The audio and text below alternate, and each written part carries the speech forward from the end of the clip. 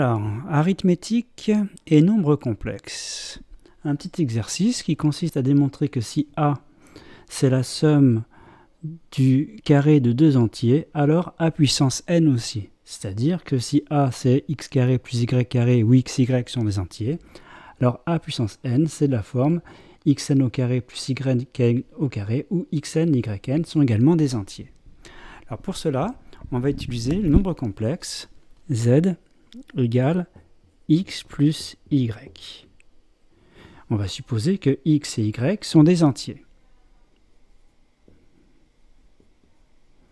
Alors la première chose, on va démontrer que z puissance n, c'est donc partie réelle, on va mettre xn plus yn, et on va démontrer que les parties réelles et les parties imaginaires sont également des entiers.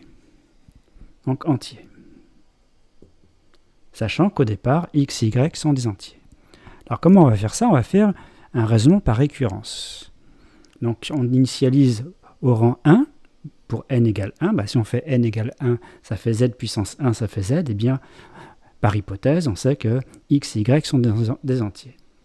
Maintenant, on va supposer, donc pour l'hérédité, on prend un entier n, plus grand ou égal au rang initial 1, et on suppose que z puissance n, c'est cette forme-là, où xn et yn sont donc des entiers. Il faut alors démontrer que z puissance n plus 1, c'est cette forme-là,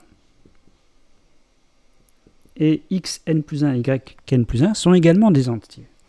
Donc ça qu'il faut démontrer. Or, z puissance n plus 1, c'est z puissance n fois z. Et si on développe, hein, ça fait, donc il faut remultiplier ça par x plus y, ça fait x, donc la partie réelle, je vais ici marquer la partie réelle et je vais marquer ici la partie imaginaire. La partie réelle, ça fait x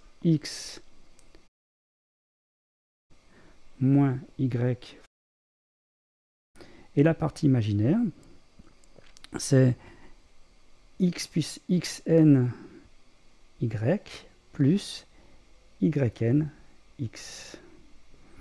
Or, on sait que x, y, xn, yn sont des entiers.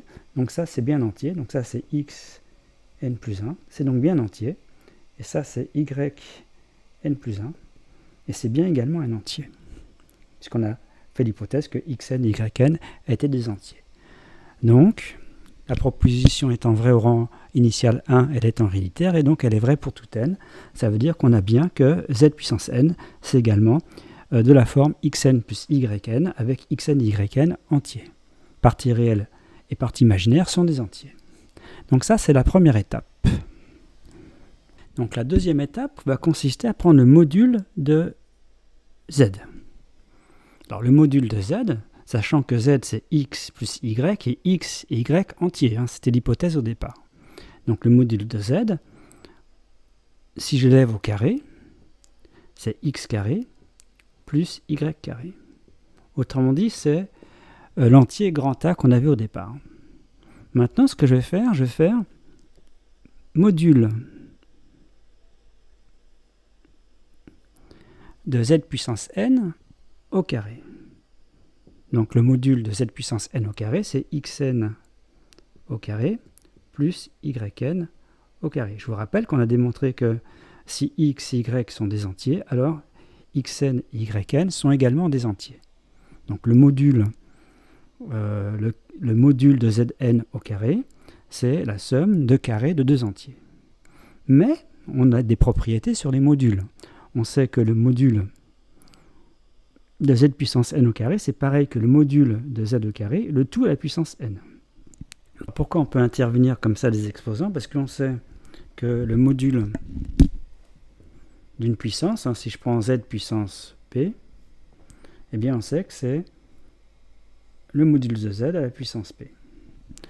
Donc si j'applique ici, avec ça par exemple, si je prends le module ici de z carré, c'est le carré du module. Et je reprends la puissance n.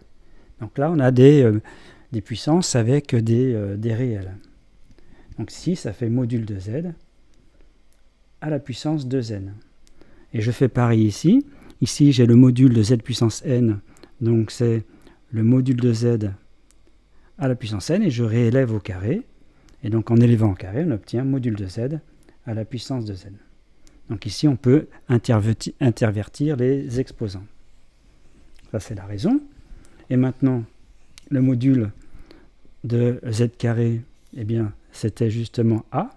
Donc c'est a, hein, c'est ce qu'on a vu, c'est a puissance n. Donc du coup, qu'a-t-on démontré?